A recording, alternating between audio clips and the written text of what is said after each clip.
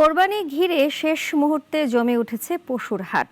রাজধানীর দিয়াবাড়ি হাটে আজ ক্রেতা বিক্রেতার ভিড় ছিল চোখে পড়ার মতো।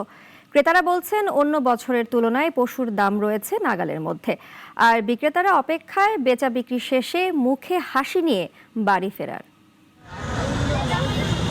গলায় মালা পরে হাটে এসেছে খামারির শখের পশু। কেউ একটা আর কেউ একাধিক গরু কিনে ট্রাকে চেপে ফিরছেন বাড়ি। আর মাত্র কদিন কোরবানির ঈদ করা নাড়ছে ঘরের কোণে। আমরা একটা কিনছি 1,50,45 আর দুইটা কিনছি 3,60,000 টাকা। নিলাম কোরবানি হবে, বন্টক করে যারা যতটুকু দেওয়ার ইনশাল্লাহ ওইভাবে দেওয়া হবে। আল্লাহ যাতে খুশি হয় এই দোয়া করবেন। বৈরী আবহাওয়ায় গত কয়েকদিন ক্রেতা শূন্য থাকলেও শেষ মুহূর্তে জমে উঠেছে অস্থায়ী পশুর হাটগুলো। রাজধানীর দিয়াবাড়ি হাটেও আজ ছিল ক্রেতা বিক্রেতার উপচে পড়া ভিড়। আমি আসছি 6 দিন আসছি, তো আজকের দিনে আপাতত লোকজন আসতেছে। এখন ইনশাল্লাহ লোক আশা করছি যে আরো আসবে এই 2 দিনের ভিতরে। গরু নিয়েছি 12টা, একটা গরু বেচছি, আরেকগুলো গরু ঘুরে নিয়ে বেড়াতে আছে। দাম দর কম। আমরা পরিবারের লোকজনের সাথে বন্ধু বান্ধব আমরা এসেছি, গরু ইনশাল্লাহ কিনবো, আল্লাহ ভরসা। না, বাজারে মোটামুটি গরুর দাম নিয়ন্ত্রণই আছে, মানে বেশি না।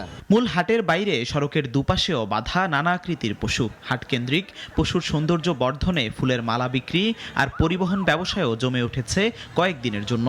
প্রতি পিকআপের মানে বছরে একবার ঈদ আসে, ওই হিসাবে এটা আনন্দ, এছাড়া কিছু না। 11তে যাই, 12তে যাই, 1000 টাকা, 1200, 1500, আবার 800 টাকাও যায়।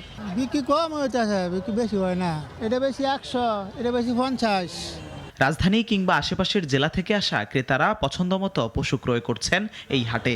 হাসিল ঘরের সামনেও দেখা যায় ভিড়। হাট কর্তৃপক্ষ বলছে ক্রেতা বিক্রেতার নানা সুবিধা, বন্দোবস্ত আর নিরাপত্তার কথা।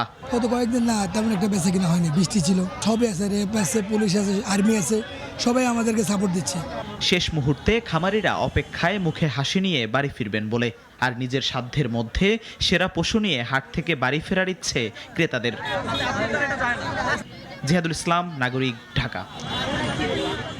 ওয়ালটন আবারও মিলিনিয়ার অফারে ওয়ালটন ফ্রিজ কিনে আপনিও হয়ে যেতে পারেন মিলিয়নিয়ার।